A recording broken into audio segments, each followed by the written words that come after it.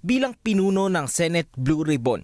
Inilatag ngayon ni Senator Panfilo Lacson ang kanyang formula na restitution at retribution o kalkulasyon para sa pagbabalik ng pera ng mga nagnakaw sa flood control projects kapalit ng mas magaan na sentensya. Ito ay para mabawi ang aabot sa 26 billion pesos. Sa pag-iimbestiga, nakapag-plea bargaining sila, agreement sa gobyerno. At nagsoli man lang sila ng, sabihin na natin 80% ng kanilang loot in exchange for shorter or shortened jail terms. Agad-agad 80% of 33 billion na napunta sa Ghost Project. Easily, that's at least 26 billion pesos. Yun naman re-recover natin sa mga nakulimbat nila.